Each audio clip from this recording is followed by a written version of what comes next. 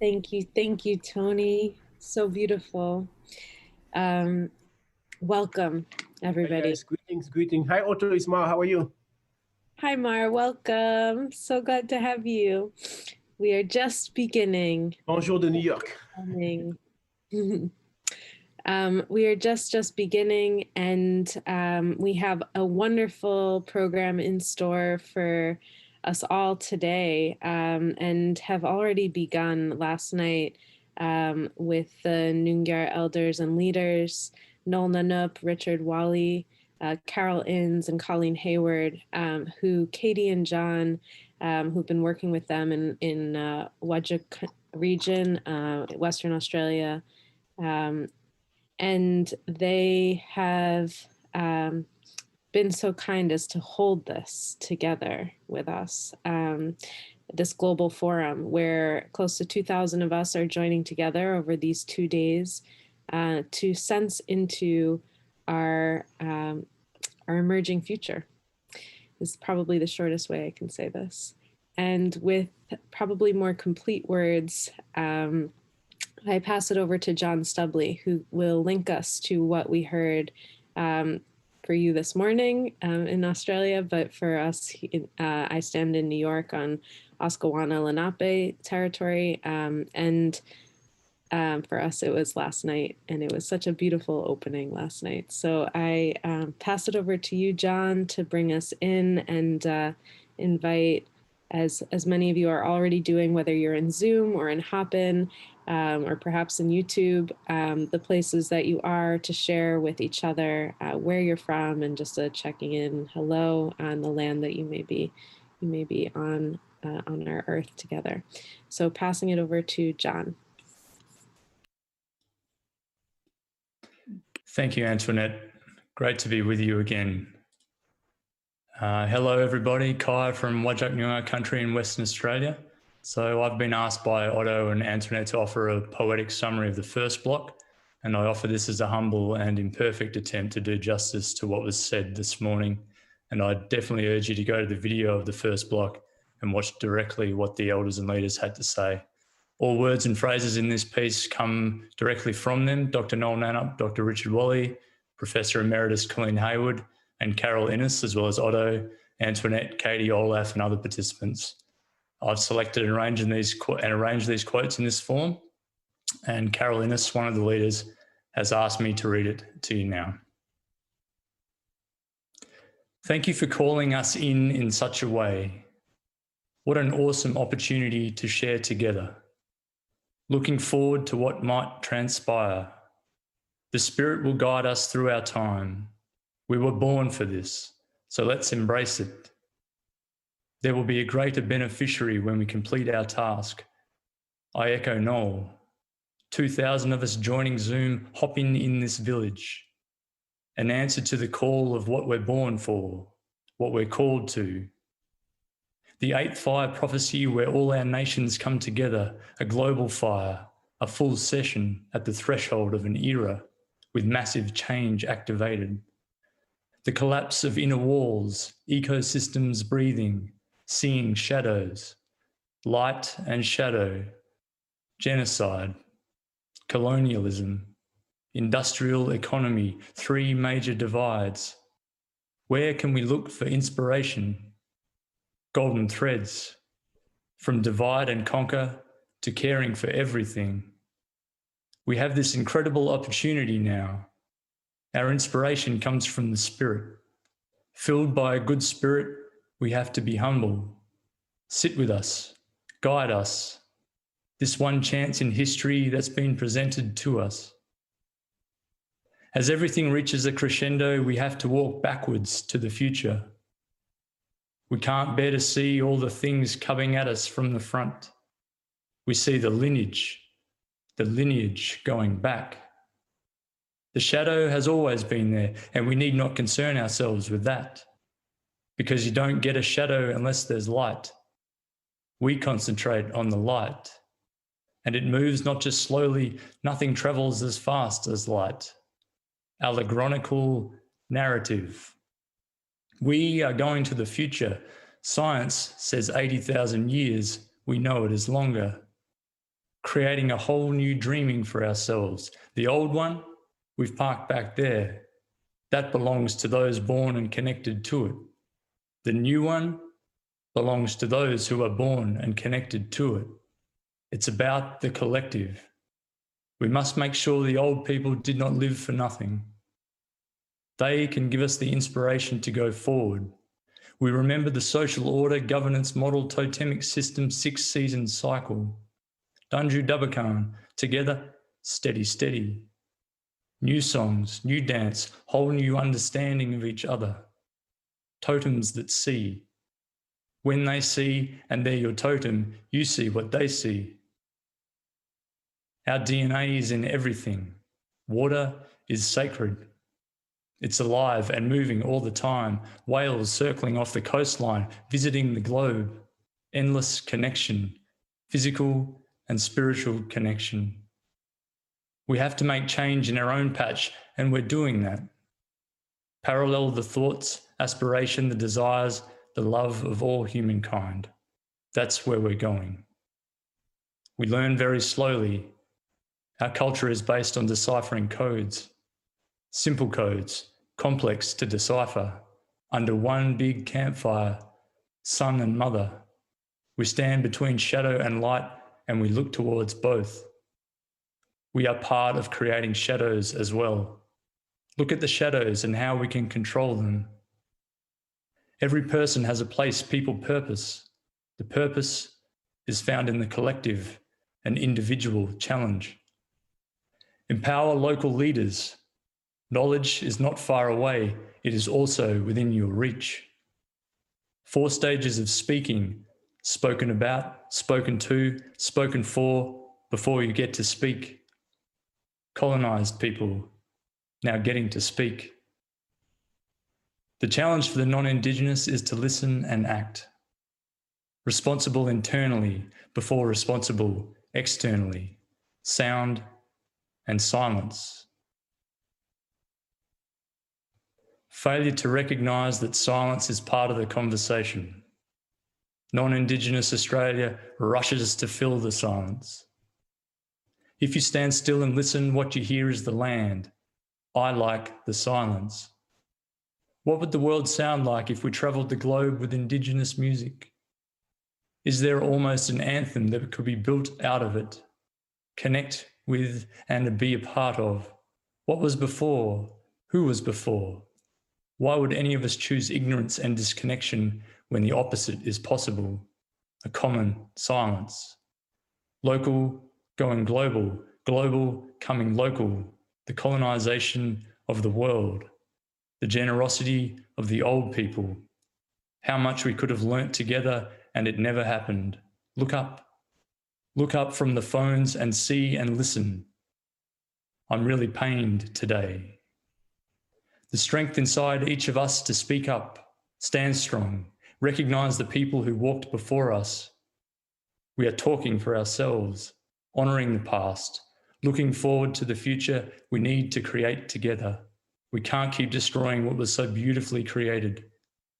We didn't get a lot of this knowledge from our schools and universities, but from our old people, powerfully strong. We still know who we are. The heart space is connecting.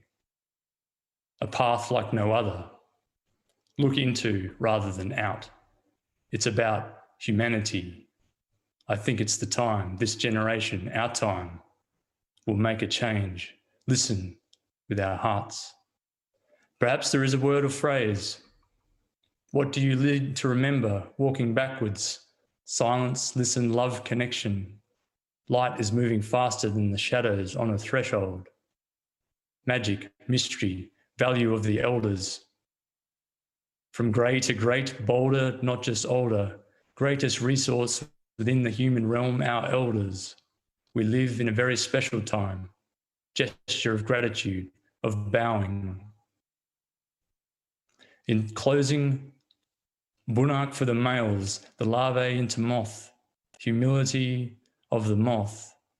Females have the jnana, caterpillar into butterfly, the most soft and gentle thing that graced this place so beautifully, softly, gently, reconciliation. Quoting Noel directly to the end, Let us gently grab your hold of your hand and say, trust us. What you see is a stress-free zone. Mine is not to reason why, mine is but to do and die. Filled with hope, our hearts ache for you, but the spirit is control. Pass everything to that spirit. One created globally and galaxy-wise and cosmos, this is the beauty you heard of, silence, listening to our land. You heard all the things you needed to hear at this stage of our collective personal development, and will forge our way forward and do justice to the task and the mission that the Spirit has given us, that we were born for. Thanks to the elders.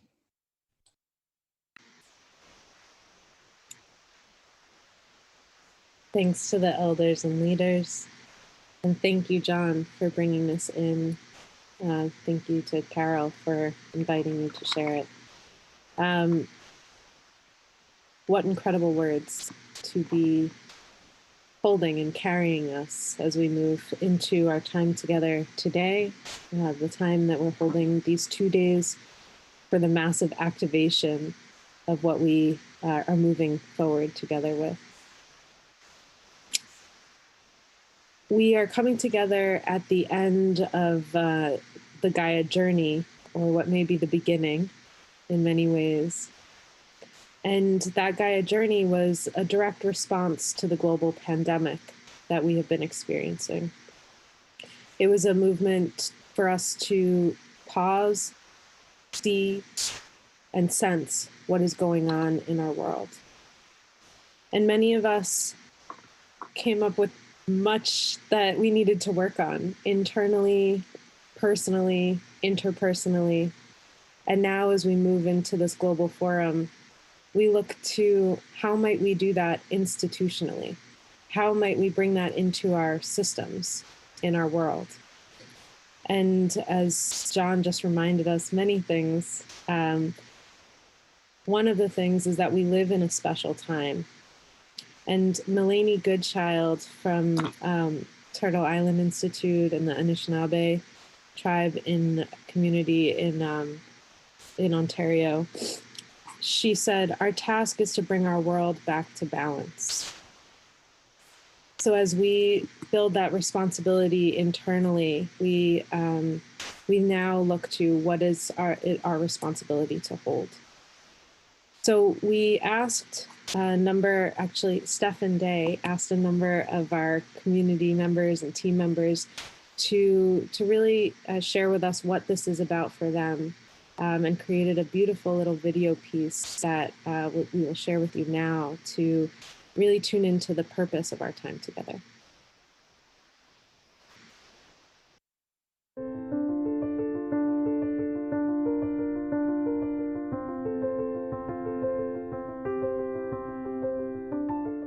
I see COVID more as a symptom than as a disease, and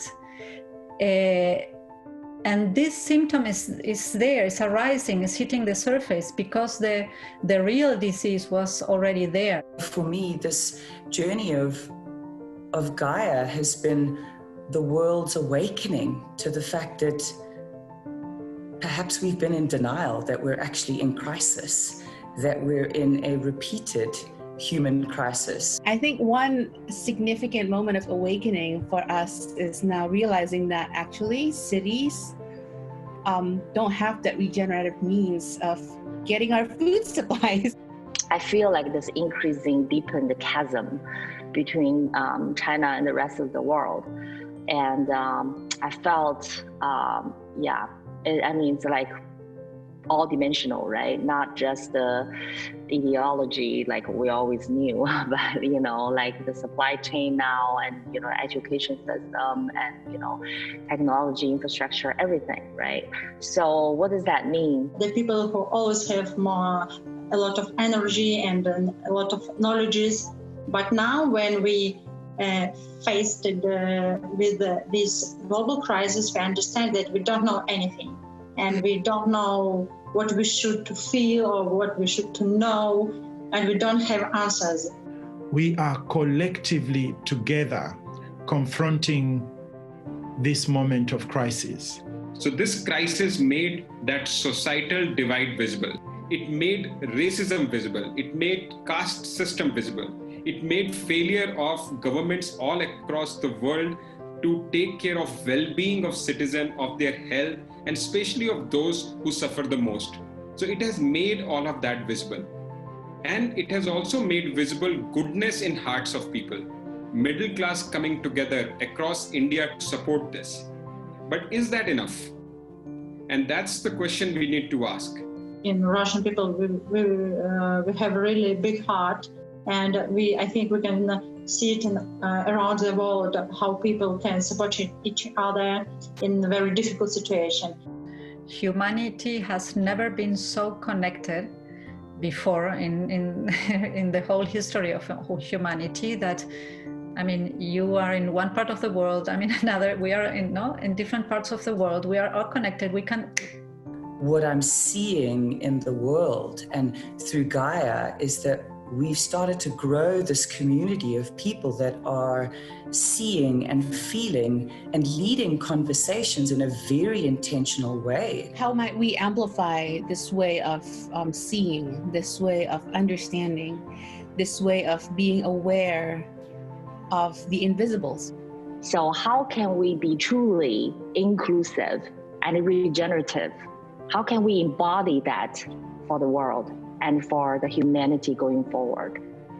Will we just be reactive in our relief work and try to fix, put band-aids on the wounds, or we will go deeper to look into the root cause? How can we become aware of the part we play in this game? How can we become responsible for the peace we are holding, for the things that we are enabling by not doing, by not seeing, by not acting? And in that sense, what is the seed that each of us as aware citizens and responsible citizens want to cultivate into the future? Where is this place in this world when I can create my garden? Where is this place? When we say, my well-being is intricately connected with your well-being. And by your well-being, we don't just mean humans. We mean indeed humans and non-humans. Nature itself. It also means we seek the well-being of those yet to come long after we have died.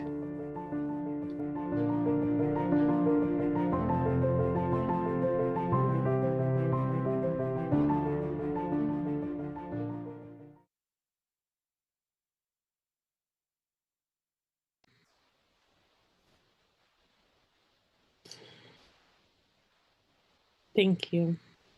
Thank you, Stefan.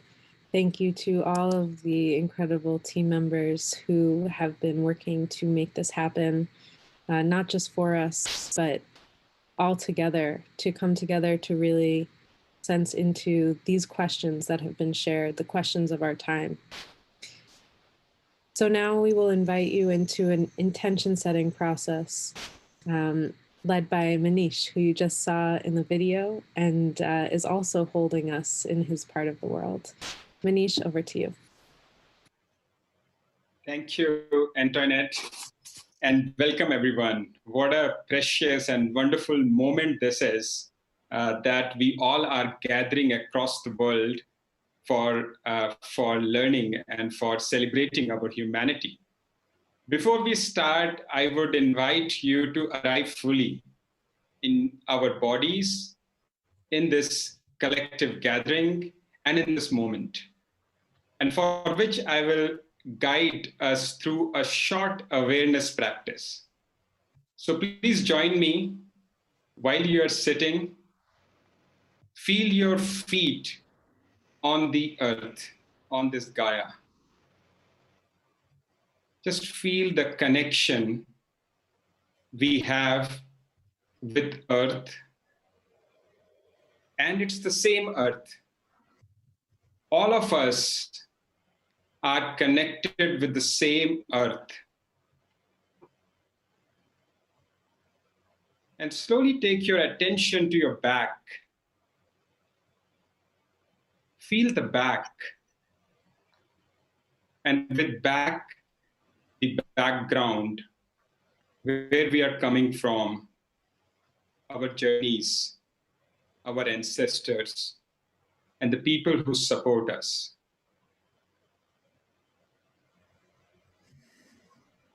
Now take your awareness to the top of your head and connect with the open sky. It's the same sky all of us are connecting with. A sky full of transforming possibilities.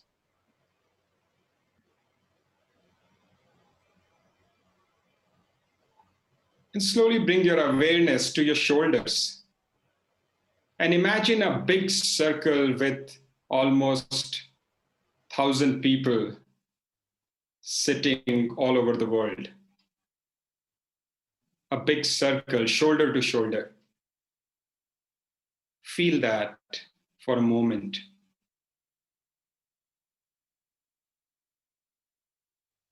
And now bring your awareness in your heart, in the area around your heart. And connect with your intention with an open, tender heart.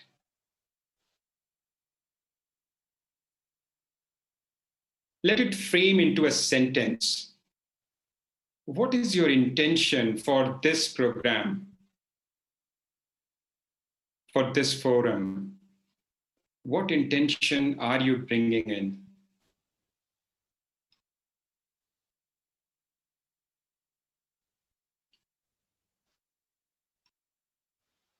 And then, if you would, it would be wonderful if you could write your sentence in the chat.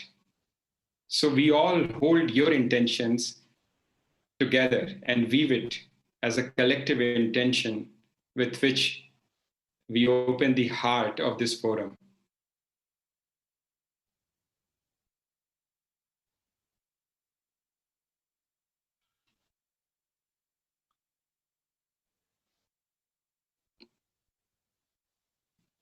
Beautiful. Please share your words or sentence in the chat.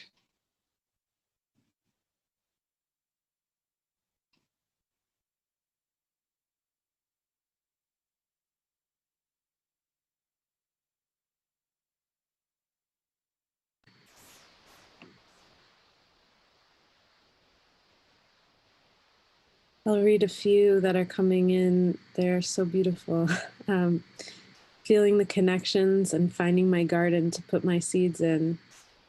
Learn to walk backwards into the future. See myself as one with all. Seeing ourselves as a collective.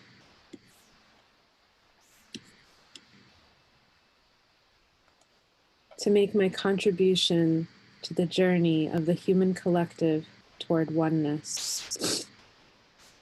To create a legacy of good for all future generations. To be in service and come from a place of love.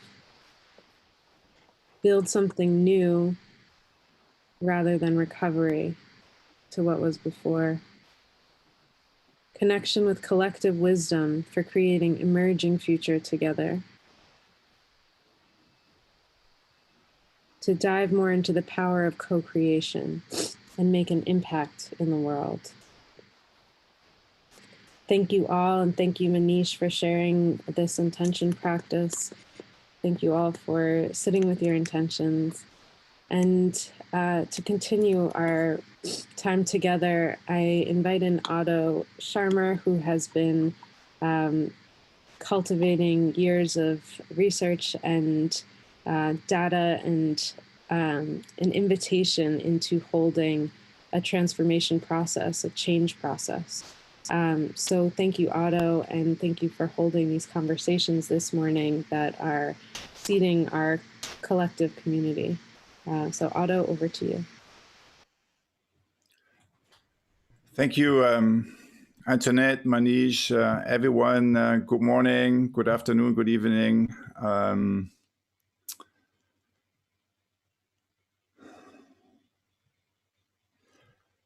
Before we dive more deeply into the conversation and inquiry, I want that we will deepen throughout this forum journey. I want to highlight 3 golden threads of inquiry, kind of related to 3 questions that will guide us through and that we want to inquire more deeply into. And that relate very much to what John shared with us and what we saw in the video, already articulated as core questions that we are holding at this point, being alive on this planet in this particular point in time. So the first golden thread is something that last night, kind of here from the US time zone, it was last night, we explored with the Aboriginal elders from Australia. And one of them, Carol, articulated it as, in the end, with a very simple sentence that really connected with my experience, which is, she said, it's about humanity. So it's about humanity means we are, and what was really touching last night was kind of that we not only talked about a different level of connecting with each other, but we all sensed that, experienced a deeper space of stillness that allows us to connect to each other in a deeper way. And that was also precisely kind of what was kind of the golden thread that, you know, we experienced throughout the GAIA journey. So that's the first golden thread we want to deepen and explore and have our attention on, which is moving from the head space to the heart space and paying attention to the deeper level of connections, human connection, but also connections to other beings that are surrounding us, that many of us experience in this moment now. The second golden thread has to do with the collapse of the walls, the collapse of outer walls, and also the collapse of inner walls. And while the moment of 1989 that many of us will remember, right, when the Berlin Wall collapsed and the Cold War system that defined the better part of the 20th century came to an end, it was the collapse of a wall that separated 2 social economic systems, capitalism, socialism. Today, in 2020, we are living in a moment where yet another type of wall is collapsing. But it's no longer an outer wall between one system and another. It's an inner wall that separates my own self from what happens to others. It's a wall between self and system. It's a wall between self and other. And eventually, it's also a wall between self and self, between who I am today and who I could be tomorrow.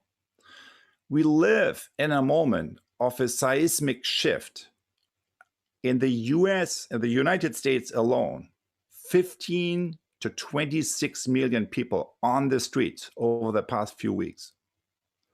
The Black Lives Matter moment that we are living in, not only here in the United States, but it's a global moment. It's a global moment of waking up to a deeper level of connection that we have with each other already, but that often we are not attending to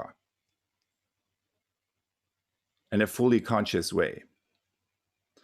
And as we open, as we wake up to this deeper level of connection, as kind of these inner walls begin to collapse,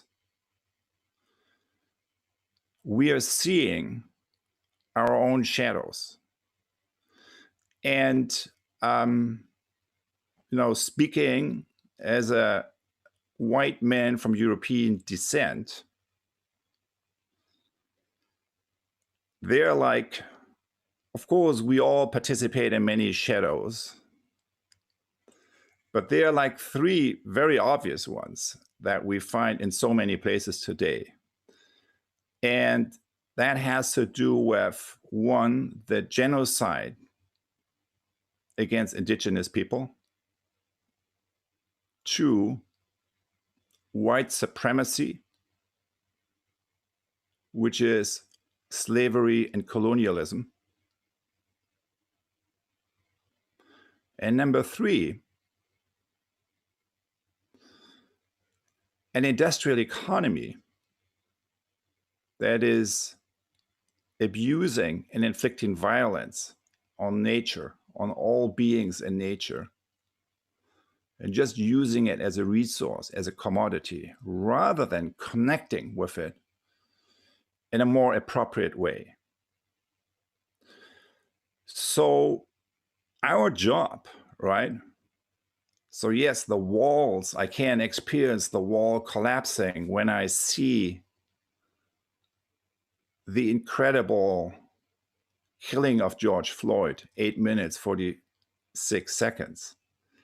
So that almost the video does for me, right? If I have like a grain of humanity within me, kind of, so everything is opening up in that moment. But the real question for us is, are we waking up?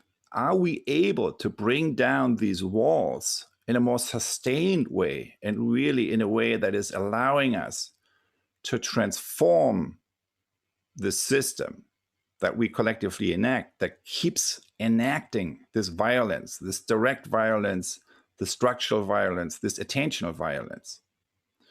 So the question kind of that is related to this second golden thread, which is the collapse of the inner walls. The question is this: can we learn how to see and sense and transform our shadows in a way that allows us to bridge the three main divides that define our current moment: the ecological divide, the social divides, and also the spiritual divides, the inner divides. Are we able to do that? So that is the second golden thread, to really follow that inquiry and to attend to the current moment, not only in a mindset of othering, but really in when we see a disturbing phenomenon like systemic racism, to begin to recognize our own part in it, where our own not seeing, where our own not feeling, where our own not acting is contributing to what we see and to what is going on. And the third golden thread has been in earlier conversations articulated by Dayna Cunningham in terms of the I can't breathe moment we are living in. I can't breathe is a condition that we inflict on each other, but that we also collectively enact on a planetary level. So that's the third angle, kind of, that maybe can be guiding our inquiry. And on that note, I want to invite Dayna Cunningham, into our conversation. Dayna is the founder and executive director of the MIT CoLab and also co-founder of the Presencing Institute. Welcome, Dayna, to our conversation.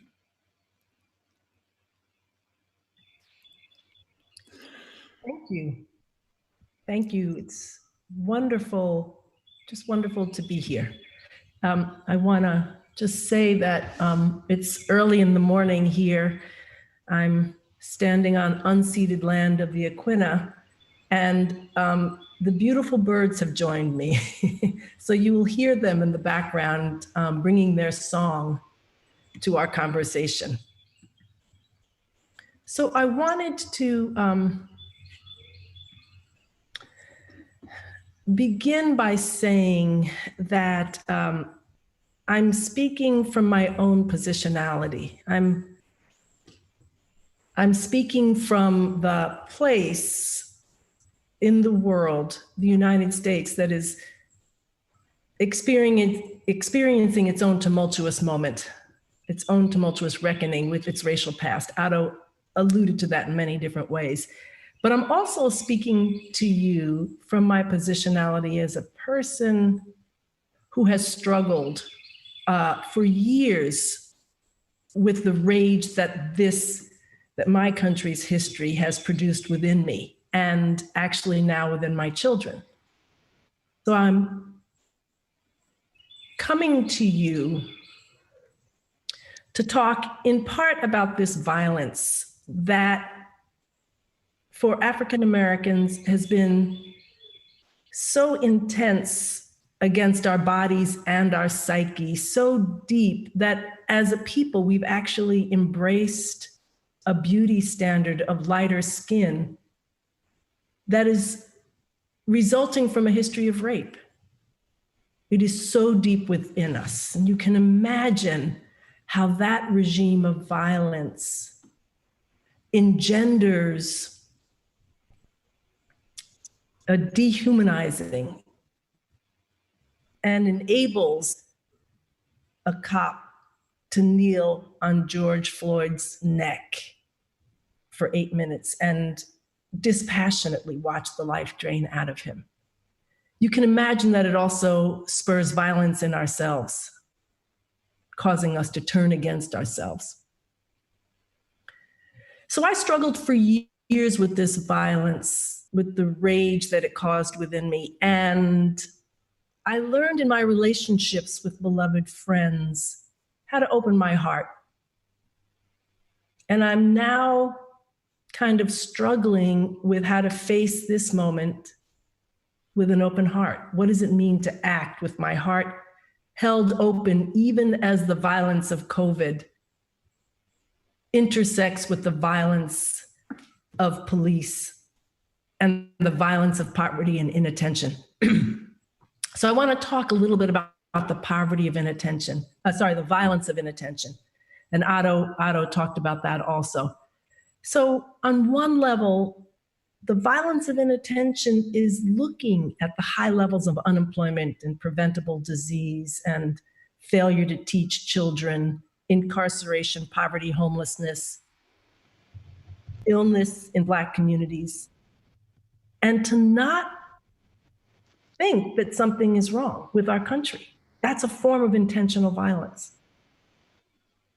Intentional violence is also living within communities that have benefited from the inheritance of wealth from the Homesteader Act, which gave free or low-cost land to 20% of white American families, while simultaneously, at the same time, snatching from recently emancipated African Americans the land that was given to them to have a fresh start in the country that they built with their hands and with their bent backs, and not noticing that.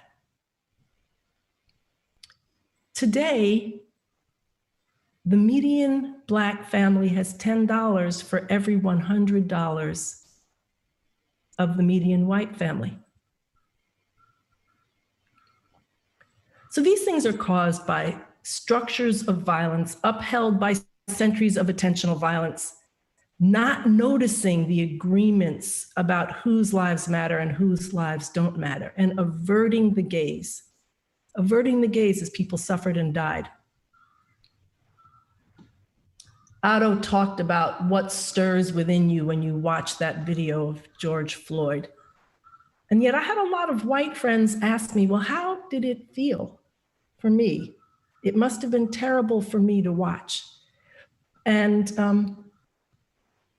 my response was, well, how did it feel for you? Did you feel something different from what I felt as you watched this man die? I cannot breathe.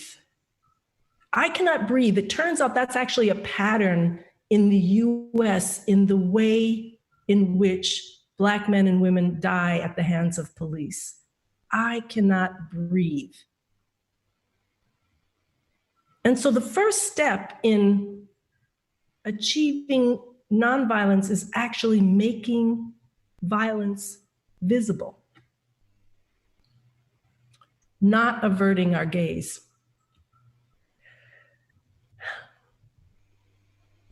So in line with the 3 golden threads of inquiry, I ask, what is dying now and what is wanting to be born? And I sometimes refer to COVID as Uncle COVID. Uncle COVID is this terrifying old uncle who has brought us to our knees and who is making us see who we are and where we've lost our way. There's this mysterious parallel, I think, between the smothering of Black breath and the haunting reach of this virus that is choking the breath out of millions worldwide. Breath is what connects us. It's what connects us to each other as humans. It connects us to the living planet, connects us to the divine. And it is through our breath and through our listening and through our gaze that we pay attention. Otto spoke of the Berlin Wall coming down. And in this moment where other kinds of walls are coming down. In the US, we don't have a Berlin Wall, but we have Confederate monuments. And these are glorifications of murderous traitors who fought for the right to trade in human bodies. There's a whole parade of them down Monument Avenue in Richmond, Virginia, which is the home of the Confederacy or the former Confederacy. But we also have these statues in the North. We have them in Massachusetts. We have them in New York. I believe that these statues upheld and fortified our own inner walls that allowed us not to see each other's humanity, that allowed white people to not see the humanity of Black people. And these statues are coming down. All over our country, the statues are coming down. And in their place, these beautiful, bright, bold, huge street murals declaring Black Lives Matter are appearing suddenly, out of nowhere, not out of nowhere, out of a history, but suddenly, this is transpiring.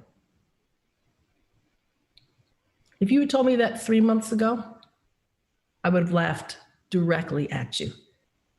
It's like the wall. 3 months before it came down, 5 weeks before it came down, nobody would have thought it. And then suddenly it's there. Suddenly it's gone. So I want to say that the statues are coming down. The walls, the inner walls are coming down, but our work isn't done. There are centuries of structural violence that we still have to attend to. A member of the presencing community a few weeks ago said, the antidote to structural violence is structural love. And I've thought a lot about, well, what actually does structural love look like? And so maybe it looks like excellent schools for Black children who have been denied quality education, and green play spaces where they've had rubble-strewn lots. And maybe it's great healthcare for frontline workers, and maybe it's personal protective equipment and sick leave, and maybe it's mental health and drug rehab and conflict management instead of more cops on the streets. You know, you can go on, the list goes on. I was taught as a young Black woman that I would spend my life explaining and forgiving racism for white people. And recently, I had this great privilege to meet Reverend James Lawson, who is the mentor of Martin Luther King. And he was a mentor for nonviolence. He taught King about nonviolence. And he reminded me that living with an open heart doesn't mean that you have to forgive. It actually means something else. It means calling people to their best selves.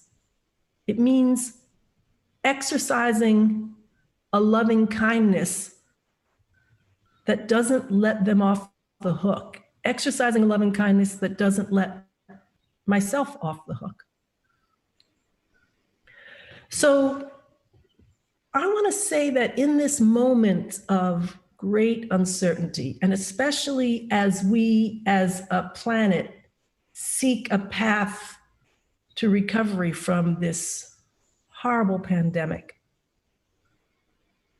a recovery that's something brand new that hasn't been seen, we hope, something reinvented. The universe is calling us to pay attention, to take into our hearts, to consider this idea that Black lives matter. And it is true that all lives matter. All lives matter. But right now we have to sit with the idea that Black lives matter, that Indigenous and Aboriginal lives matter, that Muslims' lives matter, that Chinese lives matter in a country, in the US right now, where anti-Asian violence is exploding. So we have to consider that, and to consider that the work isn't done. And for, I think each of us, for me, what it means is to stay in the fire, to not avert our gaze, to persist.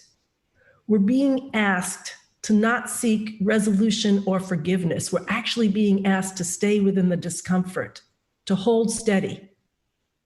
The universe actually needs our help bending its great arc toward justice. And if we hold our gaze, steady, we will see what is wanting to be born.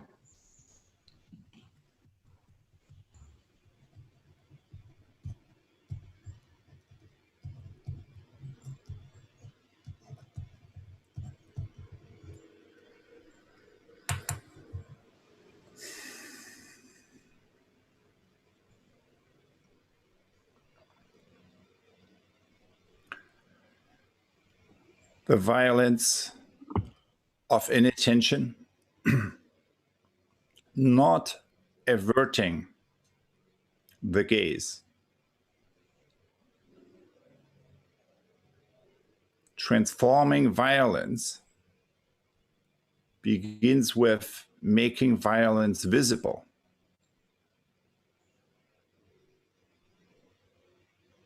Uncle COVID, making us see what is going on. Breath is what connects us. Confederate monuments are coming down.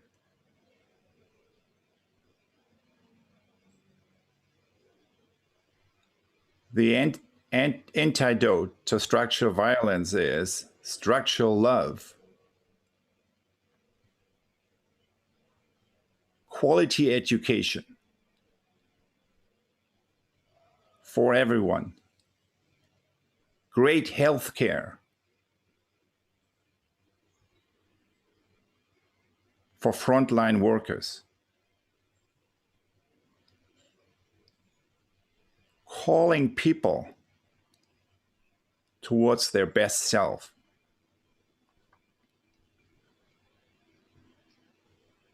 Our task is to stay in the fire, to not avert the gaze.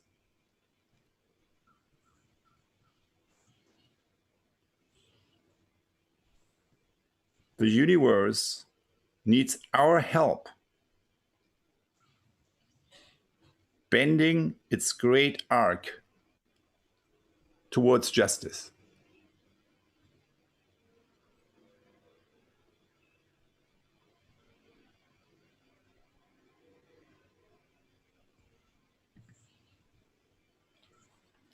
Thank you, Dayna.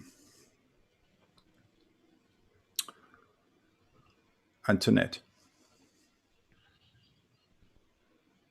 Thank you, Dayna. Thank you, Otto. For just a few moments of pause as we hear the words that resonate within us from what we just heard, in some ways similar to what Otto just did, I'd like to invite you to take a moment to journal and just put the pen to paper and write down, what is it that you need to remember from what Dayna just shared? What is it that you need to remember in order to move forward?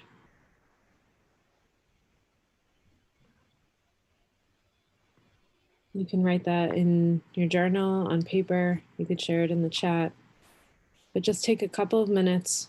What is it that you need to remember in order to move forward from what you just heard?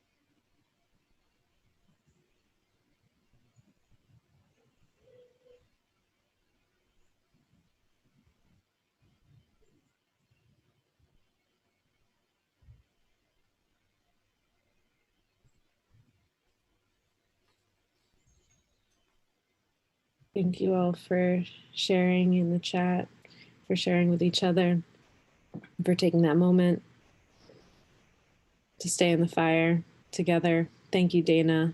We know that we're seeing in the chat how much we are all touched by what you shared. And personally, I feel called to stay in the fire together. So thank you. Otto, back over to you for our next speaker.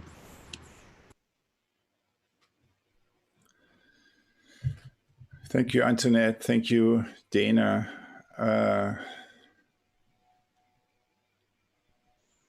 Standing in the fire and not averting the gaze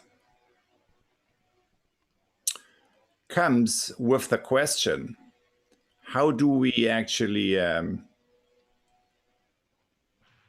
deeper structures, so when we see violence being enacted on nature, on each other, in part it is direct violence, in part it is economic and social structures that we collectively enact.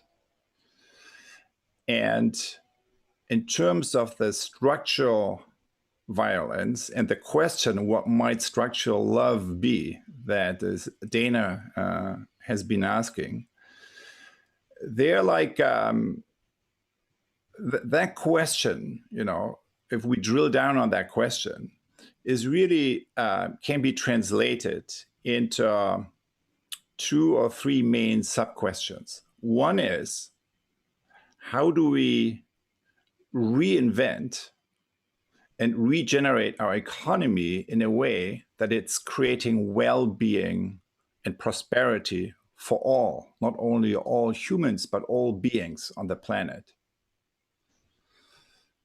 A second root question there is, how can we evolve democracy in a way that makes it more direct, distributed, and dialogic, that allows us to evolve our governance system in a way that's more in sync with current realities?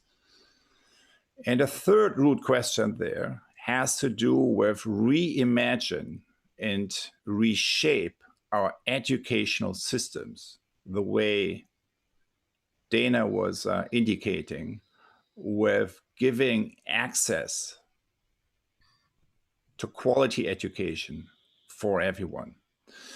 And that's kind of the first question we want to take on, and then move into the social economic part later on. And for that, I'm inviting Andreas Schleicher, and we are happy and thankful for you, Andreas, to join our conversation for the next segment. Andreas is the Director for Education and Skills at the OECD in Paris, and is really one of the main players in helping the educational system. So not only like a good school here or a good school there, but helping to evolve the entire educational system worldwide by, you know, advising kind of countries, ministries and ministers of education, and working with them to reimagine and reshape what education can look like. Andreas, welcome to our conversation. And I want to kick it off with a question.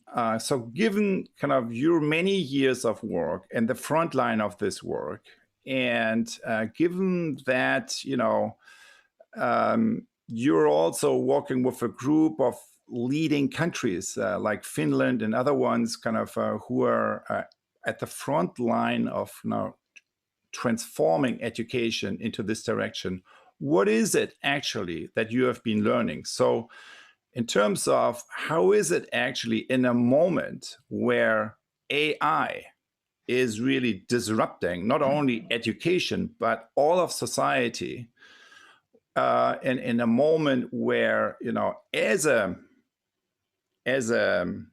civilization and as a society, we face all these profound disruptions socially, in terms of our own history, kind of reckoning kind of with some of the systemic, deeper issues that we talked about earlier, but also in terms of transforming our economy in a profound way that we will talk a little bit about later.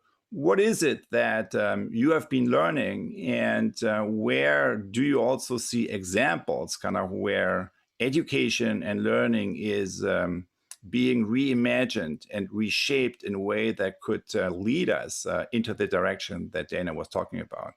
Thank you, Andreas, for joining us. Yeah, thank you, Otto, again. And I think, as you say, you know, the arrival of artificial intelligence has changed everything, and it certainly pushes us to think much harder about what makes us human, and therefore to reflect on the purpose of education. We suddenly find that the kind of things that are easy to teach, maybe easy to test, they become easy to digitize, to automate. They sort of fade away from our economies, from our societies, from our education system. In a way, the industrial age, you know, taught us how to educate second-class robots. You know, people are very good at repeating what we tell them, and that used to be very valuable. And in the age of artificial intelligence, we need to find and refine, the qualities that are truly human. And we find lots of educators all around the world trying to do this. The question is how we can make that systemic, how we can build that into the culture of education system. In a way, education has, we've helped us to figure out, all the world around us.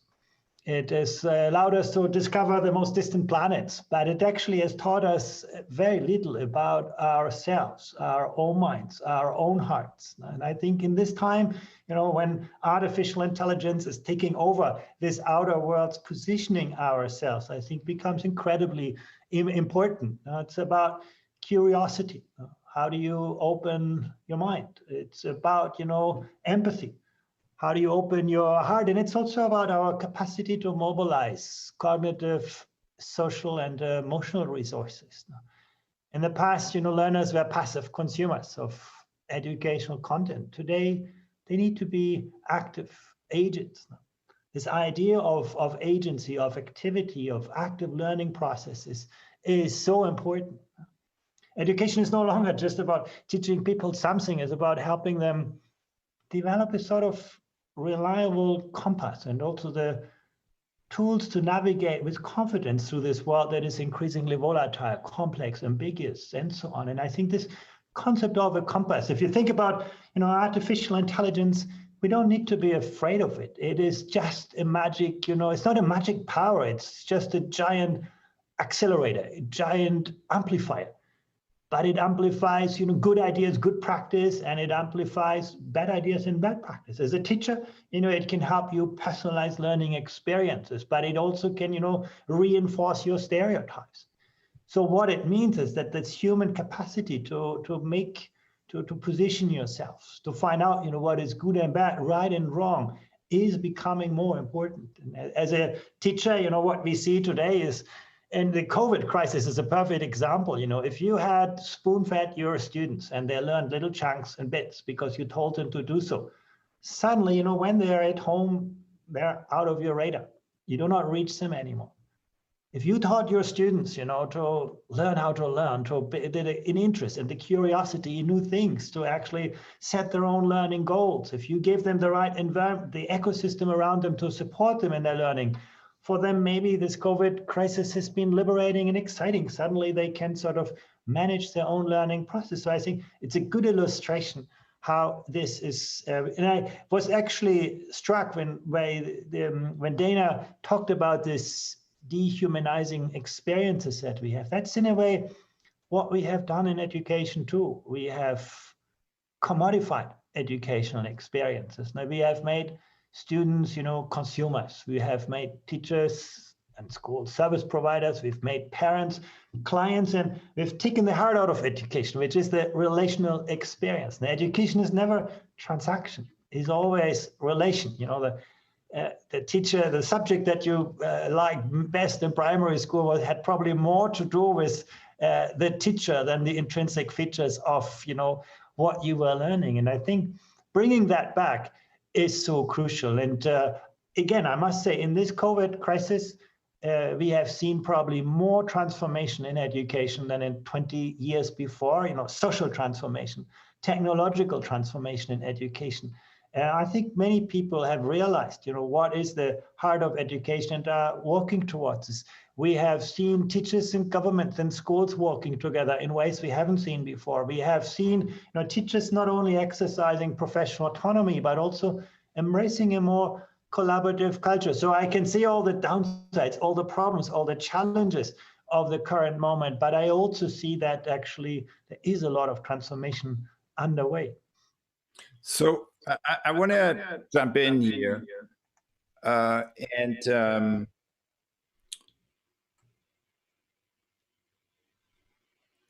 you talked about the dehumanizing of education and the commodification of education. And I think I just want to pause there for a moment, because I think that's incredibly important and often missed, because, for example, here in the United States, education, sure, it's a business, right? So and so that what we offer is a commodity, and that's kind of the dominant mindset. And to transform that into something where really our human experience and the relationship we have with each other is at the core, that's a complete paradigm shift. And so I just want to, highlight what you just said, so and mark that, and link that with another observation that is probably something that many of us have had in this cycle, right? So this is kind of a global community of change makers. Many of us work on education, and here's what most of us see, Andreas. Yes, there are great examples of schools. We know them, right? But it's a school here, it's a school there. It rarely is the entire system. In fact, it almost never is. And so that's kind of probably a good summary of many of the experiences that we have. Even though we all know many great examples of individual schools, it rarely translates into really the entire system, which is what Dayna talked about, right? Really making quality education not only accessible to the privileged, right, but really to everyone, particularly to people who come from the margins, right? That's what we know. That's kind of what should have our particular emphasis right now if we truly want to address the deeper issues Dayna was talking about. So question to you, is that, so this observation, right? So is that, do you share that, or where do you see examples where actually real change in the direction that you mentioned, which is kind of more from a commodity paradigm towards that's kind of more a transformational or a deeper learning process that integrates all three, head, heart, and hand? So where do you see that happening, if anywhere, and what can be learned from that? First of all, Otto, you'll be surprised actually when we survey teachers, why did you become a teacher? Actually, the material aspects were never in the foreground. The first and foremost response that teachers gave us all around the world was, I want to make a difference to the lives of people. I want to create and change our society. So actually, the sources are there. I think what we lack is a systemic environment to support and enable that capacity among teachers. But there are some good examples. If you look towards Finland or Estonia in the 1970s and 80s, they were, very kind of bureaucratic industrial school systems like we have in many parts of the world.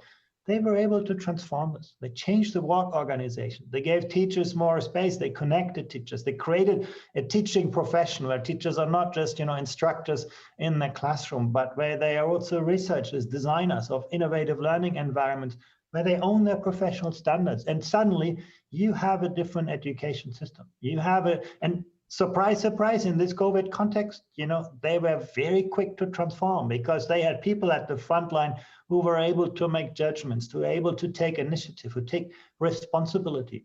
They were able to create that trust. Education always evolves at the speed of trust. You cannot bypass this.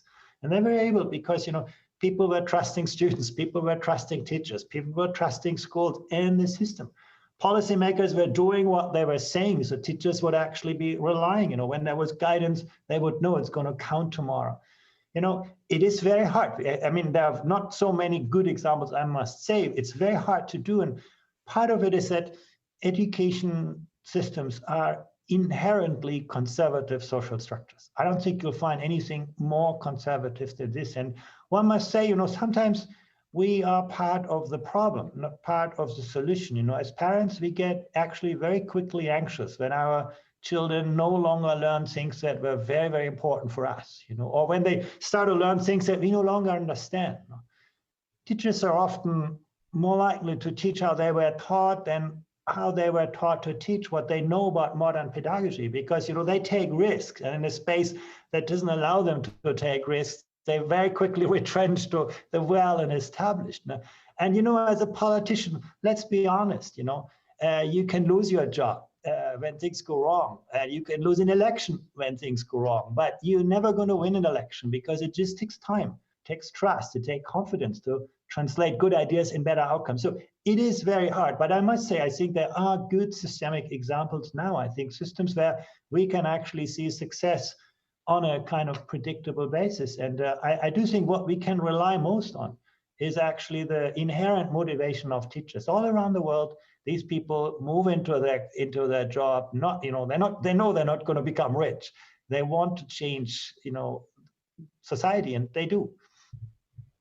I think what we need is a greater enabling system. But the most interesting thing that I really observe, you know, I followed this for 20 years, is that it's not just, you know, that some systems succeed with this, but that you can actually transform systems, that you can actually move from one state to another state, from a very kind of industrial system of education where, you know, everybody does a little part of the job, to a system where actually change happens. And part of it is, you know, in many of those systems that have made the transition, teachers often teach less in the classroom, but they work a lot more on other things. They have spent more time with students out of the classroom. They do not only know their subject and how different students learn that subject differently, but they also know their student, each and every one. They know how different students learn differently. They know how to embrace that diversity, this differentiated pedagogical practice. They work with each other.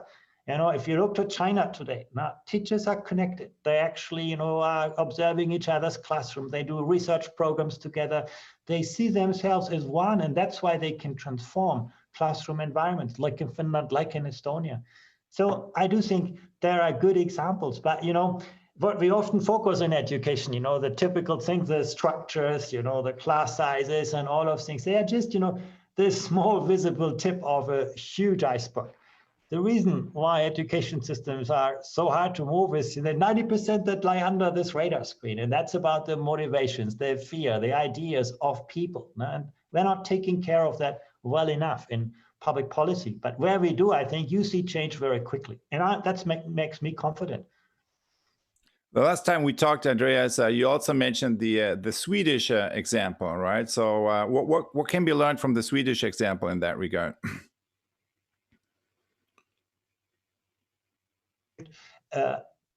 Sweden used to be the star performer in education in the 70s and 80s. We were all looking towards Sweden as, you know, a system that had not only achieved very holistic and positive learning outcomes, but they also did one thing that most education systems struggle with, and that is to help every learner succeed. You saw very little inequality in Swedish schools. You saw that students from all social backgrounds were achieving well. And then, you know, beginning of the 2000s, they began to slip and slipped and slipped and slipped until about 2010. And what happened? At the end of the 90s, they did exactly what many other systems did. They started to sort of commodify, commercialize education. They basically said, well, you know, let's liberate education system. Let's create lots of voucher schools. Everybody should be doing what. And suddenly, the school system became atomized. Now, teachers got, on the one hand, more autonomy, but also they were working more in isolation. And parents, you know, rather than being part of the education system and supporting their students, they went to the school and said, I paid you, you know, for getting good results. Why is this not working? So people basically, they created that distance that is so poisonous to educational experience. Wherever, you know, you create that distance between the learner and the educator and the parent and the outside world, you actually see that. And but, you know, the good thing is, and that's why I think we should, you know, Sweden is very interesting. In around 2009, 2010, they recognized this, and they were actually very courageous to turn this around. You know, it's very, very difficult once you've given people control, you know, to take that back, to rebuild an education system. They were doing this, and now you can see in the last 5-6 years, you can see Sweden moving back to a more equitable system, to achieving overall better outcomes. So I think also that should give us courage that, yeah, things can go wrong, but you can turn things around, and it doesn't need to take ages. And in that, so how did that happen in the Swedish case? So what sparked the turnaround? So was that like a big social movement, or what was it? Well, actually, I mean, there was, of course, a lot of outside, was a lot of outside pressure for change. I think people were dissatisfied with the results, and the OECD, we contributed to this. We published quite, you know, telling analysis of what has happened, but also with some guidance. And then, fortunately, at that time, they had an education minister in their 20s, a very young sort of person, nothing to lose, basically say, look, we have to step back. We have to open our minds. We have to step in the unknown and do something that, was, very, very hard to sort of explain to people. But, he got a lot of people, and very quickly, suddenly the momentum was there. Suddenly teachers said, well, we have, another vision. We become work more collaborative together. So you could see change happening actually amazingly quickly. And you can make the same, Finland did that 20 years before that. They also had, real change often happens in deep crisis. That we all know that. That is what suddenly when what the established no longer works, when we are forced to do things differently, suddenly, we are willing to do this. And I think that's something that you could see very well happening in Sweden or in Finland. I think the economic crisis in Finland in the 70s pushed people really to work much harder on a new educational vision, also a more human educational vision. Real change happens in real crisis, and coming in, so in that case, kind of a young minister, kind of nothing to lose, with fresh ideas, and also kind of with open-mindedness. And the other element that I heard you describing is the role in that case that you guys at the OECD were playing by holding up the mirror, basically say, hey, you're doing something that's not working, right? So here's it, what you're doing. Of course, then it's still painful to look into that mirror, but that there is such a mirror that's held up and that allows a system to focus on some of the collectively enacted issues that are dysfunctional, then asking ourselves, what could we do different? That also seems to be like an important part of the story there, and very much related to the work that we are doing in many other systems where a lot of what we do as a community is creating these mirrors, right? And creating conditions to do that, what Dayna was talking about earlier, which is holding the gaze onto the phenomenon, right? Not averting the gaze. So thank you so much, Andreas, for taking us kind of into this big systems into view of the transformation of our educational systems. And what I really appreciate kind of in this conversation with you, and also in this conversation today, and ones that we have outside of this forum event, is really your leadership and also your vision in kind of seeing a whole new horizon that the global educational system in this moment we are living in, right? This kind of decade that's ahead of us that, may well be the most significant, the most important decade this planet has ever seen in terms of transformation that needs to happen and the impact this transformation is going to have on future generations. So the work you are doing and kind of the space you're holding there that allows many of the smaller scale projects that many of us in this community are involved in fit into a larger transformation that is so much at issue today, as Dayna shared with us. So I want to express my gratitude for that, and also for your contribution you have been giving into this conversation. And thank you for that, and turn it over to Manish to now take us into the next reflection moment. Thank you, Otto. Thank you, Otto, and thank you, Andreas. Really wonderful insights from your experience, both about where the system gets broken and what can we do, how can we use this crisis as an opportunity to transform. So now I invite all of our participants to take a moment to reflect on this. And I could read in the chat that many of you were getting in touch with the struggles within your systems, education systems, and also possibly new possibilities which are opening for you in relation to how you relate to the education system. In my own role within the education system, what are the new possibilities I'm connecting with as I heard Andreas. So maybe take a moment to connect with that and journal and reflect a bit.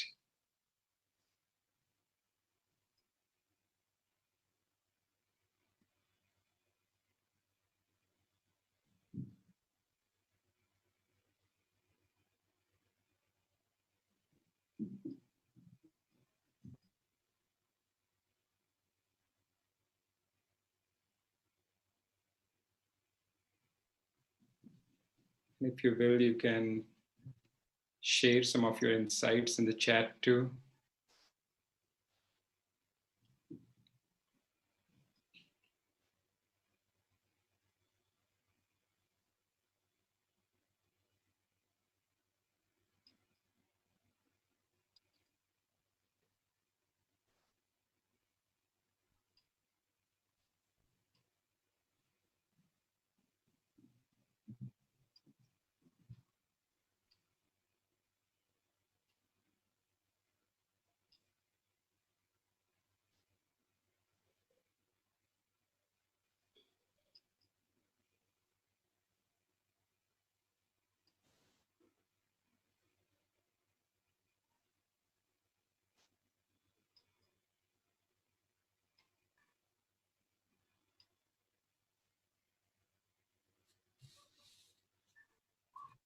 And using this silent moment also to connect with our breath.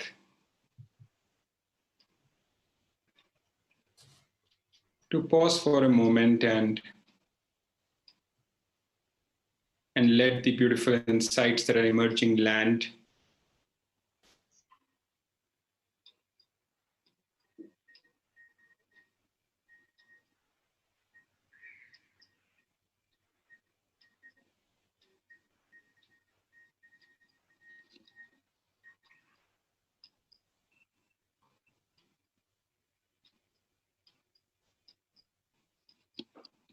Thank you.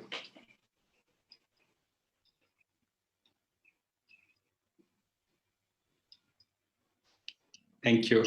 Back to you, Otto.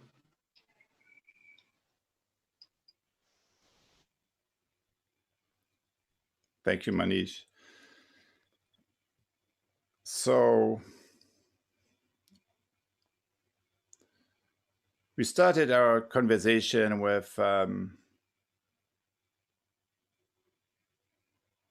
Dayna leading us to contemplate the I can't breathe condition of our current moment. It's a condition that we inflict on each other through our individual and collective behavior. And then, and really, and the question, kind of, what does it take to stand in the fire, to hold the gaze and not avert the gaze from that phenomenon? And so double clicking on that, the transformation of education, right? We took kind of one bigger picture view on that, kind of a little bit, kind of the current moment with AI coming in, all these societal disruptions coming in. And now we want to look at another part of the bigger picture, which is this social economic transformation that we are part of in this decade, that needs to happen in this century, that needs to, in particular, with a view on climate change and a view on the SDG 2030 agenda, the Sustainable Development Goals that we all,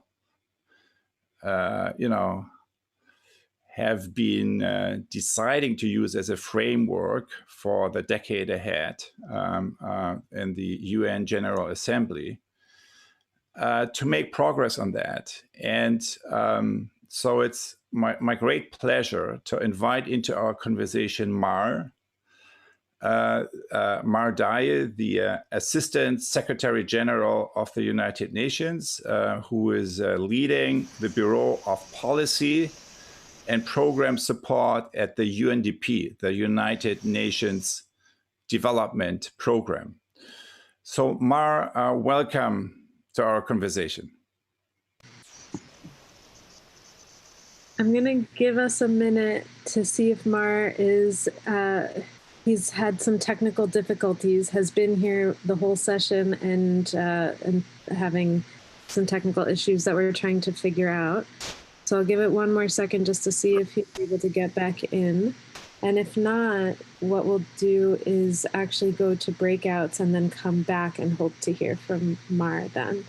That's a great idea. I think that's maybe a great idea to reflect on what we already have been contemplating and then move into the conversation with Mar right after. Wonderful. So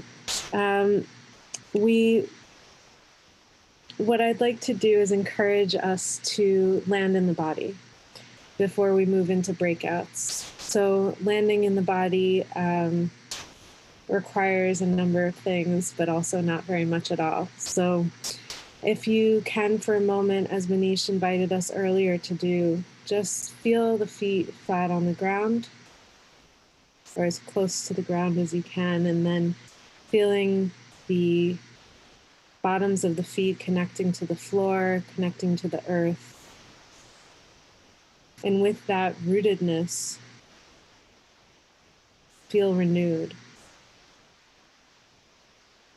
allowing everything that we just heard, the staying in the fire, the connectedness to the transformation of our education system around the world and what is needed now. And with that rootedness, knowing that the earth is holding us, and letting everything that we just heard in the mind land in the body. Please unmute Mar. He's in the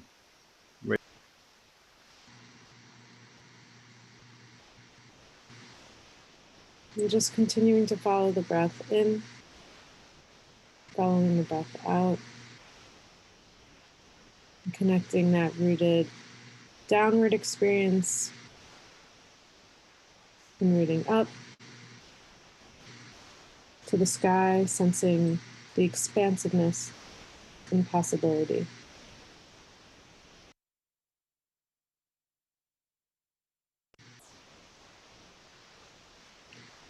And just find what's resonating for you now. And we'll turn to each other for about 10 minutes in breakouts. And the encouragement here is really to maintain a soft heart with everything we've just heard so far, and a sense of curiosity. So holding an open mind, an open heart, and an open will to sense into what is needing to be said here now. So enjoy your time together. Please give everyone a chance to speak in those 10 minutes as much as possible. And we'll see you back here in just about 10 minutes. Thanks, everybody.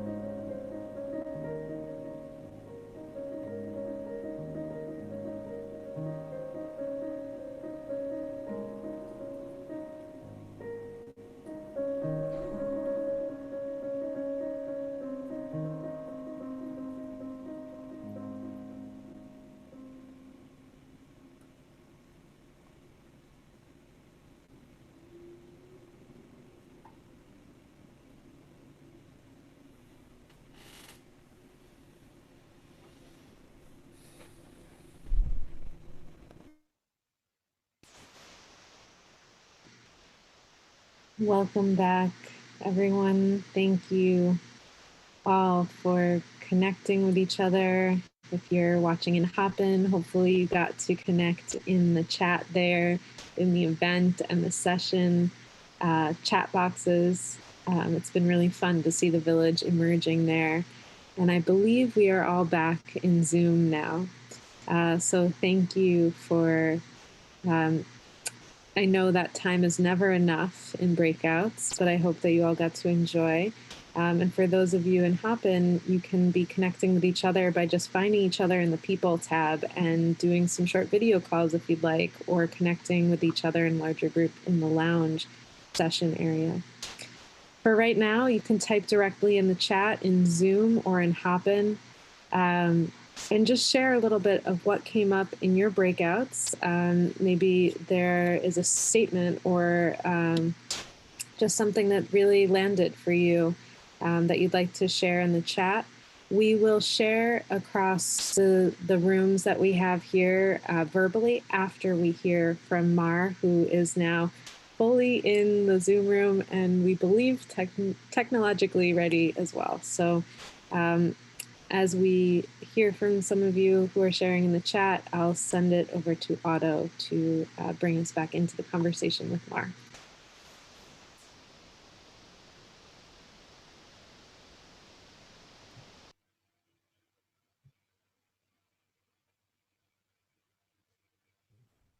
Hello?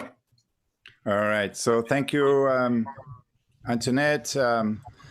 Welcome, Mar. Abdoulaye Mar Dieye, your Assistant Secretary General of the UN, leading the Bureau for Policy and Program Support at the UNDP, the United Nations Development Program.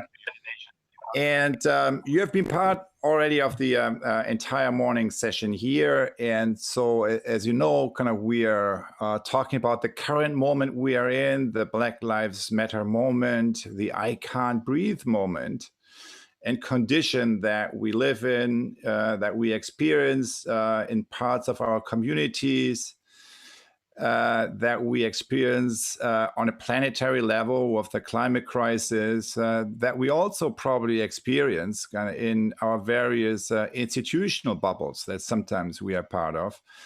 So I want, I want to ask you for your personal reflection, kind of as you have been living in this critical moment, being in one of the most important institutions that we have to really progress with the transformation we all want to see in this decade that's ahead of us.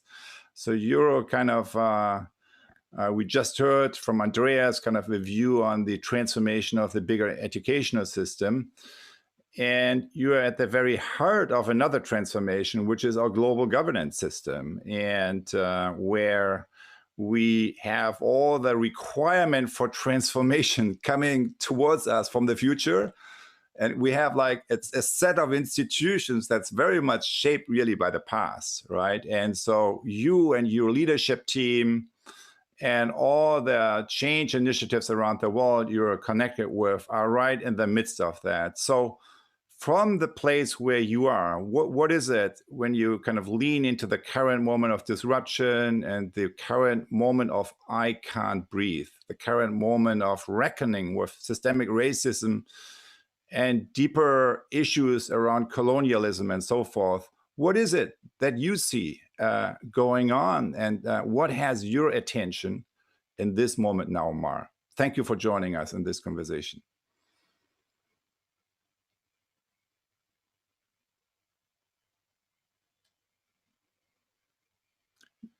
Mar, you need to unmute yourself, or someone should.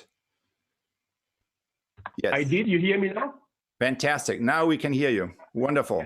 Yeah, I wanted to if you would allow me to, I mean, greetings to the group, but I wanted to preamble by saying how powerful the energy that you have developed in this forum has touched me. I'm just coming out of this the group of 4 of us, And I felt the power and the energy of what you have been discussing. I really wanted to share it back to you. And it prompted me to call this journey, this forum, the new academy, as Plato would have put it. And I would like to call all of us to be member of this movement, this new academy, because I can feel the transformation that that you are being engineering here. It is extremely powerful. And you're right, we have to do social transformation. But before I answer the question, and I would say, why should we do social transformation? Because our world is running on empty. We have crossed 4 of what science is calling the 9 planetary boundaries. We have crossed climate change boundary. We have crossed the biodiversity one. We have crossed the geochemical one. We have crossed the land systems. So 4 of the 9, I'll come back to 9 if you want me to list them, but we are crossing the 9 boundary. And what COVID has revealed is that the crossing is accelerating. If you look at the latest statistic, COVID will impact on the economy by wiping out 10% of GDP by end of the year. It's big. And we at the United Nations Development System, we have estimated that COVID will put us back 6 years of what we have achieved in terms of human development. This is big. We are getting into an abyss. So this will force us, it has to force us to transform ourselves. The way we used to be, the way we used to live, the way we used to do, the way we used to produce, the way we used to consume is no longer sustainable. So talking about the Sustainable Development Goals, we are again far away off track. Remember, these 10 years, we call them the years of acceleration. We have really decelerated.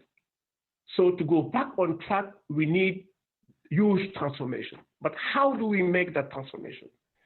And I will submit that we have to reinvent our value system in 3 dimensions. The first one is on the socioeconomics. What COVID has told us, and this is a powerful value, and the virus is telling us, you are only as strong as your weakest link.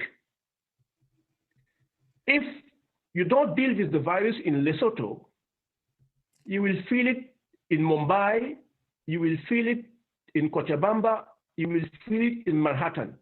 Whatever you do, wrong or right, it will touch you. So investing in Manhattan and not investing in Lesotho doesn't do the trick. Hence, humility, and hence the power of collaboration. And the virus is telling us, collaborate. You ignore one part of your link, that's it. All links has to breathe. No part of the system shouldn't be allowed not to breathe. If Lesotho cannot breathe, Cochabamba will not breathe. Mumbai will not breathe. Manhattan will not breathe. So that's the big first lesson that I'm seeing on COVID, on the socioeconomic side. But COVID is also telling us a new value, a value that we knew, but we have to rediscover. Respect your planet, respect your biodiversity. This virus is the jump from the animal, our attack, our victimization, our violence that we are putting on the animal life that jumped a virus to the human life. If we don't respect our biodiversity, if we don't respect our planet, if we don't respect animal life, we will feel the pain. So that's the second dimension that I am seeing in terms of value. The third one, and it connects with the forum, is know thyself. Have mindful awareness. Be inside of you to see that you are not alone. You have humanity, the socioeconomic, and you have the planet. So the reinvention, the transformation of society has to be done on the 3 dimensions: the socioeconomics, the planets, our link with the planet, and our link with our own selves. Now, how do we do then the transformation? I see 3 dimensions of resetting to come to your question. The first resetting, and I hear it in the discussion we had first, is on the economics. We have to reinvent the way we do economics. For the time being, the economics since Adam Smith have been telling us, maximize utility, maximize profit. That's the wrong paradigm. And what we should be doing is maximize satisfaction, maximize satisfying your needs. And this is what we are doing at the UN by not talking about GDP, the global development, the GDP production, but we talk about human development. We talk about happiness. That's the way we have to reinvent the economy. The economy is not maximizing profit, but maximizing or optimizing or satisfying human development, human needs, happiness. So we have to reinvent the economy.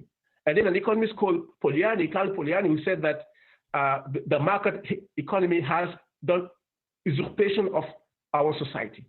We have to fight back on that line.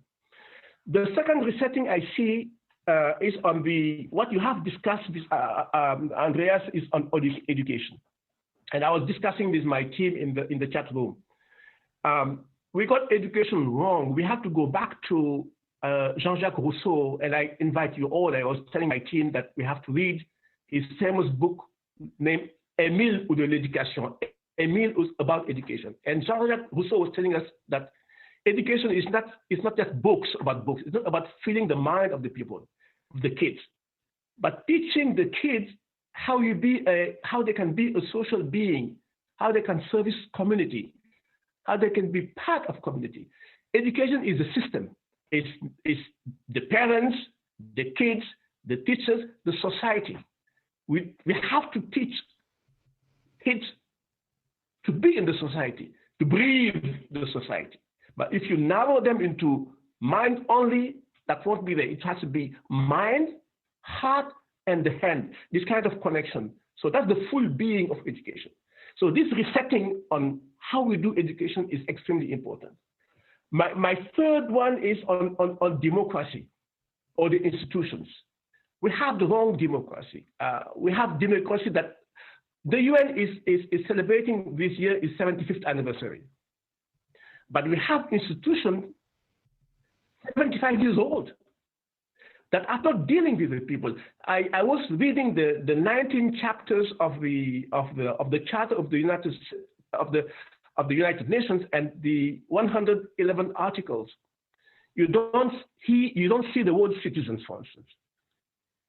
It starts with "we the people." At the end, it's signed "we the government."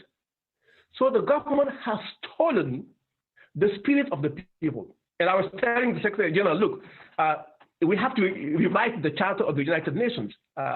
We started well in the first article, but we landed badly. We have surrendered to the government. We have to recapture the breathing space that we citizens gave to our government. I think this is extremely important. So that's my preamble to your question, Otto.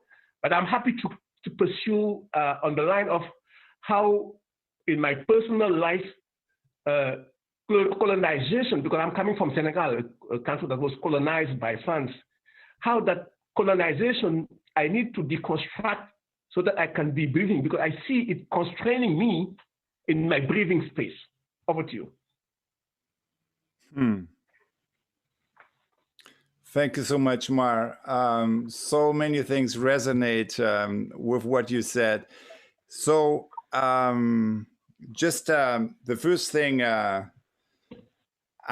linking it back to the new academy, right? And what you, so I'm really touched by, you really invited all of us to step into the new Academy of Athens, right? So what is really kind of at the origin of the West, you can say, to go back and at the original Academy of Athens, they did not have teachers and students. It was an inquiry, right? And they grove, so amongst trees, a dialogue, an inquiry, an open-ended inquiry in the questions that matter. And the three principles that you laid out, as you know, there's this saying that at the entrance of the old Academy of Athens, there was this inscription, "Let no one enter here who doesn't know math and geometry," right? Yeah. And maybe the new academy that you have been inviting us into could be, so this is a place where you can inquire into the three conditions that you shared with us, right? Which is, you're only as strong as your weakest link, right? So kind of that's kind of the social condition. Respect your planet and animal life, right? So that's kind of towards how we connect to nature. And then know thyself. I think those are the three dimensions that, you know, we are all invited into to cultivate in the new academy. And I'm also really struck by what you said, kind of the UN, right? The United Nations. We the people, that was the starting point, but it ended with we the government. So the United Nations is really the United Nations of government in reality right now, particularly when you look at governance. Now, what might, you wonder, where is the world of business, right? You wonder kind of where is that really kind of shaping things? Where is kind of the voice of people, right? We the people. So what might a new governance system, like a truly 21st century version of the United Nations look like, that would be, you know, that would embody kind of this we the people and also kind of the new academy. So what comes to your mind? That's one question I'm holding, knowing that we are almost out of time, but I was also really touched by what you said in terms of your personal deconstruction of colonization, and so how that has been shaping also your own life and your own inquiry into that, and maybe also inviting you to, if you want to share just a little more about that too. Thank you, Otto. Yeah, I like the way you framed the academy, the new academy: know thyself, know thy people, and know thy planet. And this triptych defines the new academy. And on your question, I'm a little bit worried that the UN used to be the center of gravity of the world, but now captured by government. I'm seeing a new resetting movement, the center of gravity of the UN moving to the Davos Forum, which will be another capture of capital of the market. I worry, and I think that we people of the forum and the academia, the new academia, have to create a third movement, the movement of the people, the movement of the mind, the movement of the heart. And frankly, if I were to make an advice, is that this movement be bigger and be the resetting, the real resetting. It will not be Davos. Davos is the 1% richest people. And I'm seeing that they are trying to capture the movement. Now, coming back to my own story, it is important that we all deconstruct our dogma, our belief, and what we have learned, and our own stories and histories. Unless we liberate those shackles, we won't breathe and then reach out to the people and reach out to the planet. When I was a kid, I was 5 years old. It was before Senegal's independence. They were teaching me. I was singing.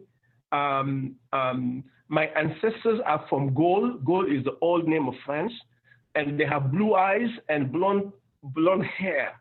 I was 5 years old, and I was singing it, and it sunk into me. But I find a kind of split of personality. I knew. I don't know where Gaul was, France, but I knew that I didn't have blue eyes and blonde hair. It's a kind of distraction. They have stolen oxygen out of me. And I spend all my life, even today, deconstructing that. I think this is extremely important. If you want to be social beings, if you want to be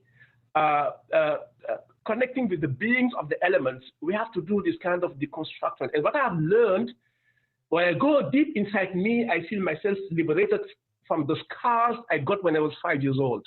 It's extremely important. So And I like what you did when you were starting this meeting by saying, reflect things and go deep down. At the United Nations, when I start a meeting, I always ask my colleague, take a moment, pause, go deep down you. And I always see that when I do that, my shackles of the past, my scars, the violence that they have imposed on me disappears. And then I am a true human being, and it allows me to connect with the others in the rooms. So this is a powerful message that you guys are planting here. And I really would like us to keep cultivating a movement. That's why I like the idea of the forum, and the forum being the new academia. Over to you, Otto. Thank you so much, Mar. Thank you for embodying so powerfully not only the gesture of letting go of the shackles of the past, but also at the same time, the inspiration of the future that we try to be in service of. From the bottom of my heart, thank you. And I feel this is a conversation that we just started that will continue in many ways. And I can't wait to move into this continuation. And as part of that, I turn it over to Antoinette to now lead us into a little image resonance that will complete the first part of this morning. Antoinette. Thank you. Thank you, Otto. Thank you, Mar. I have this feeling that we could spend hours with each of the speakers that have joined us this morning, afternoon, wherever you are. Really incredibly powerful. And I want to acknowledge that I know we are technically at our time where we said we would give a break, but we would like to close out the session by sitting with the image that Olaf has been creating and working with, all of the words and all of the field that we've been cultivating together. So we can take a look at Olaf's image. And I also, I know that we haven't yet really let our voices be heard, and hope that in the time in between you may jump in to hop in to be able to do that. But I'll say more about that after we sit with this image from Olaf. Olaf, would you like to share any words with us? The only thing that struck me while I was doing it was from the last session, there was the humanity as it was just there. And after this session, it ended up with stay in the fire, and it's right in the fire. So something just struck me. That's all.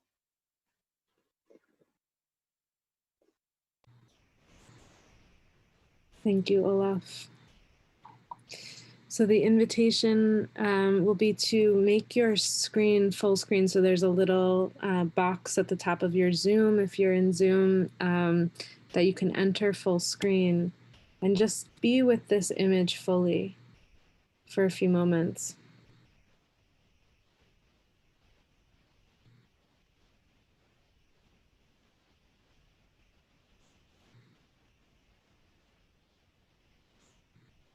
And perhaps in this moment, following your own breath, following the inhale and exhale.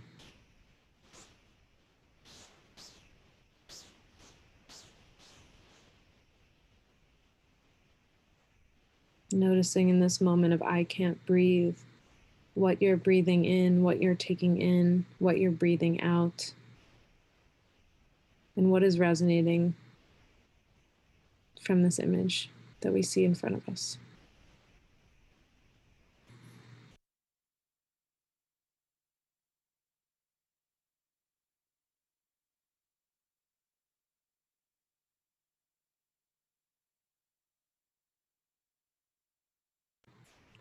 And if you would like to share in the chat You can use the statements I see, I sense, and I feel as prompts to be able to share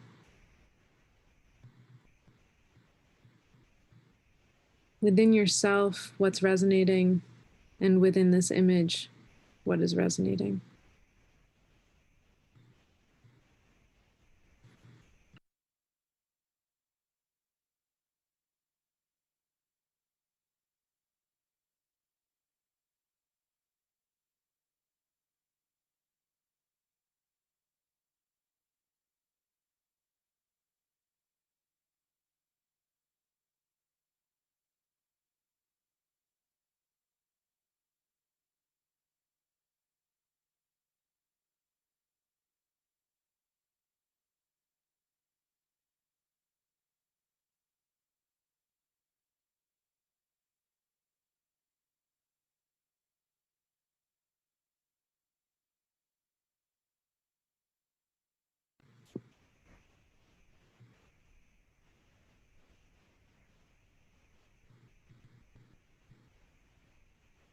And as we take this in, I invite one more moment of stillness.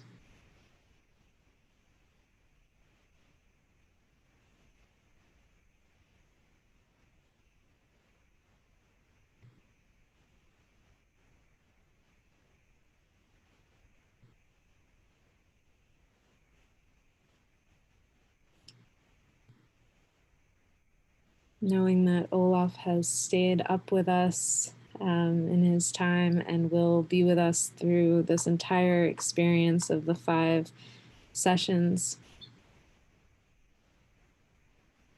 That the ocean of words that has just come in all of our chat boxes, seeing community collectively, sensing emergence and change, breathing in shadow, staying with the pain. Sense that there's still a lot to let go of. I feel hope that we will be able to reach a more colorful future.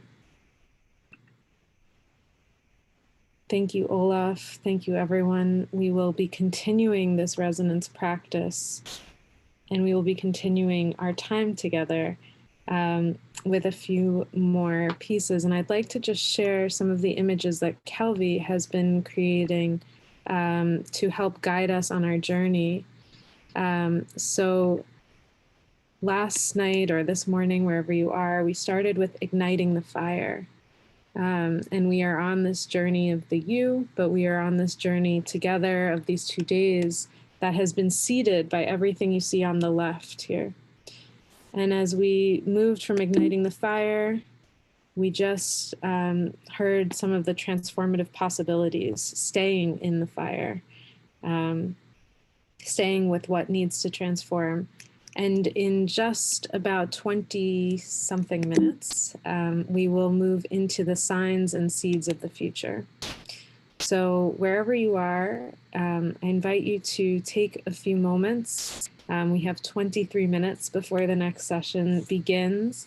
And what you can do is you can jump into Hopin, which is available in your event guide.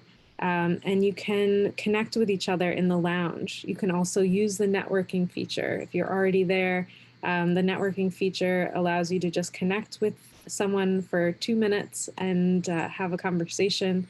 You can also find each other directly and reach out to one another in the chat.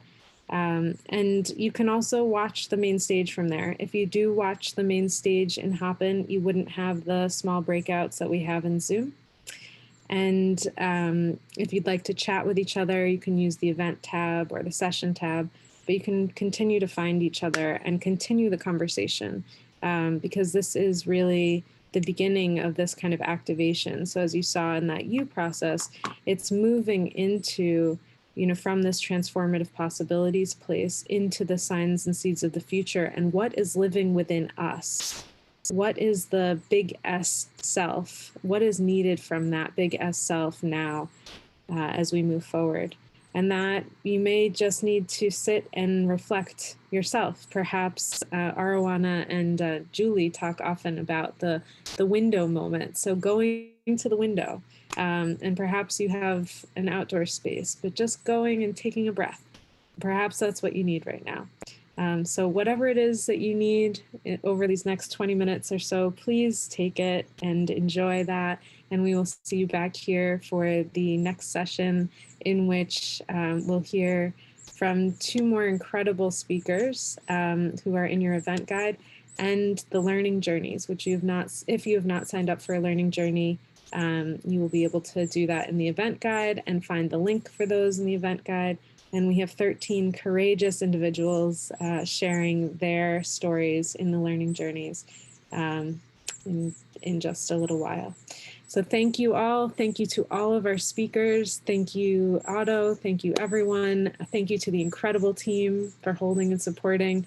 We'll see you again soon. We can all unmute and say goodbye if you'd like.